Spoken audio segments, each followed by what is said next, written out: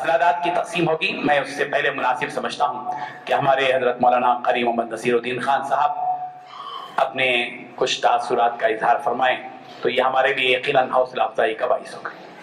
بسم اللہ الرحمن الرحیم۔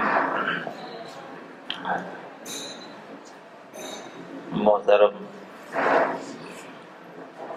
صدر صفا بیت المال، بانی بیت المال، میں تو صبح سے نہیں تھا اور مجھے پتہ نہیں کہ یہاں کن کن امور پر بات ہوئی ہے۔ میں اگر اس امر پر بات ہوئی ہے تو بہت اچھی بات ہے، یا نہیں تو ایک بات آپ سے گزارش کے طور پر کہنا چاہتا ہوں کہ ہمارے شہر گلبرگہ اور اس کے اطراف و اکناف میں تکفین کا کام مرد ہی انجام دیتے ہیں، خواتین انجام نہیں دیتی ہیں۔ اور کئی جگہ پر ایسا ہوتا ہے کہ غیر محرم جو ہے عورتوں کو کفناتا ہے اور باہر لے کر چلے جاتے ہیں۔ تو یہ شہر اس وقت ایک عظیم شہر ہے اور اس کے اندر علماء کی ایک بہتر اور بہت اچھی تعداد ہے۔ اس سے پہلے بھی میں نے کچھ علماء کے سامنے اس کا تذکرہ کیا تھا، اور اس کی ایک کوشش مجلس علماء کے ذریعے سے اسٹیشن بازار کی مسجد میں مردوں کو تربیت دی گئی تھی، اور اس کی دوسری کڑی مدرسہ عربیہ مصباح العلوم میں ماہانہ عورتوں کا جو اجلاس ہوتا ہے اس کے اندر 2-3 علماء خواتین کو دعوت دی گئی تھی، اور انہوں نے بہت ہی اچھے انداز سے اس کی کوشش کی۔ اور اس کے بعد کچھ تاثرات یہ تھے کہ کچھ خواتین اس قسم کا اقدام کریں اور ہمت کر کے کچھ خواتین کی خدمت انہیں آخری انجام دی، لیکن یہ کافی نہیں ہے۔ صفا بیت المال کے ذریعے سے ایک بہت بڑا فیض پہنچ رہا ہے، تو میری ایک گزارش ہے کہ اس تقاضے پر بھی آپ اگر توجہ فرمائیں یا نظر ثانی فرمائیں، جو خواتین آخری لمحات میں اللہ کے دربار میں پہنچ رہی ہیں، مسلم خواتین ہیں، اور وہ غیر محرم کے ہاتھ سے مس ہو کر ان کی لاشیں جا رہی ہیں، تو ہمارے لیے عظیم سانحہ سے کچھ کم نہیں ہے، اور ہمارے لیے یہ فکر کی بات ہے۔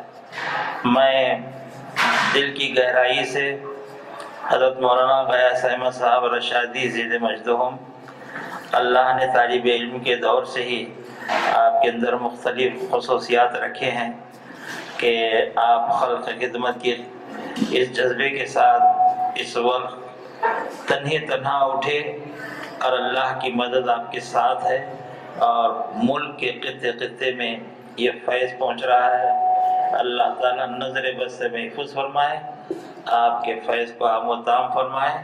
آخر میں پھر یہی کہتا ہوں، میرے پاس جب دعوت دینے کے لیے مولانا نذیر صاحب اور مولانا عبدالواحد سیکرٹری بیت المال تشریف لائے تھے، ان حضرات کی خدمت میں بھی میں نے یہی گزارش کی تھی کہ مردوں کا جو کر رہے ہیں اس کے ساتھ خواتین کا کریں تو بہتر ہے۔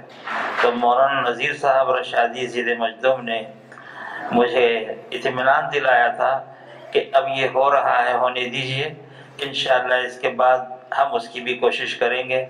تو امید قوی رکھتا ہوں ذمہ داران صفا بیت المال سے کہ گلبرگہ کی جو خواتین غیر محرم کے ہاتھ سے کفن پہن کر جا رہی ہیں، آپ اس میں ہمارا تعاون فرمائیں۔ اللہ تبارک و تعالیٰ دارین کی سعادتیں آپ کے لیے نصیب فرمائیں، اور اس چراغ کو اللہ تبارک و تعالیٰ ہمیشہ کے لیے روشن فرمائے۔ یہ الفاظ کہتے ہوئے میں معذرت کے ساتھ اپنی گفتگو کو ختم کرتا ہوں۔ جزاک اللہ خیر۔ حضرت نے جو حوصلہ افزا باتیں ہمارے سامنے پیش کی ہیں، ہم ضرور خواتین کے لیے بھی ایک اجلاس صفا بیت المال شاخ گلبرگہ کے زیر اہتمام منعقد کریں گے، اور یہ واقعی وقت کی ضرورت ہے، اور اس جانب ہم سب کو یقیناً متوجہ ہونا چاہیے۔ ہم مشکور ہیں حضرت کے کہ حضرت نے شرکت فرمائی اور اپنے تاثرات کا اور حوصلہ افزائی کا مظاہرہ فرمایا. اللہ تعالیٰ آپ کو جزائے خیر عطا فرمائے. جلدی جلدی سے جائیے. مولانا عبد القادر رشادی صاحب. حضرت مولانا قاری محمد نصیر الدین خان صاحب اسنادات پیش کر رہے ہیں.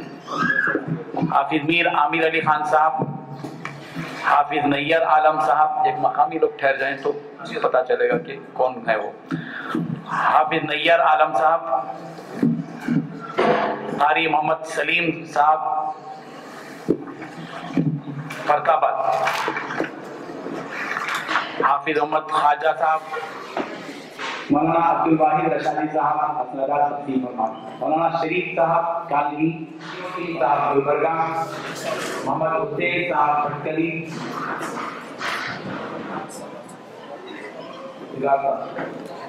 محمد رسول صاحب رمن گوڑ، محمد امین الدین صاحب رمن گوڑ، محمد چاند صاحب رمن گوڑ، مولانا منظور صاحب گلبرگہ، محمد بابو بیگ صاحب کالوی،